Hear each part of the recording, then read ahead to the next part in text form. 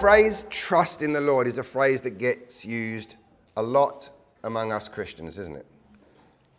And sometimes it can be so familiar it becomes a little cliche or the thing to say in a certain situation. I don't really have a problem with that because it should be something that is common in our language and our conversation if spoken sincerely.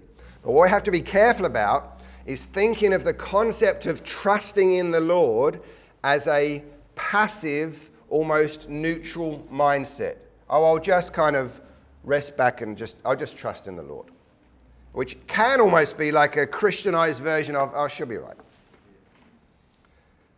Now, we sometimes think, and I'll put a little diagram up here, that if we're making sure the needle is not in the negative, relying on ourselves, we are by default trusting in the Lord. But trusting in the Lord is a lot more than that. It's not just don't rely on yourself. Now, from here, let's go over to Proverbs 3, 5, and 6. Verses that by now you know I somehow find a way to include in 90% of my sermons. These verses explain so well the concept of trusting in God. Proverbs 3, 5, and 6.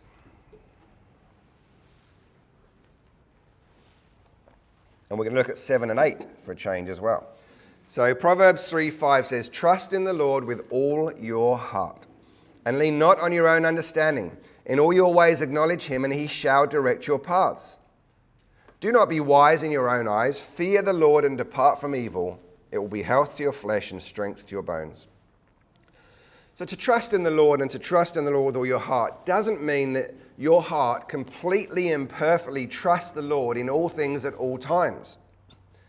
It means that with all your heart, you are choosing to trust the Lord at that time. It involves a constant self-correction,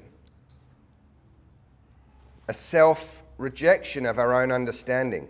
It's not enough to just not think bad thoughts or try not to doubt. We have to confront and counter the futile, the fleshly, the foolish thoughts that flood our minds. We have to inform our minds, disciple our minds, that which you know as our understanding.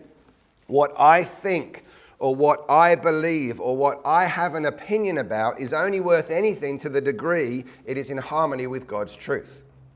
And we always get ourselves into trouble when our opinions, our thoughts start to compete with the truth of God's word.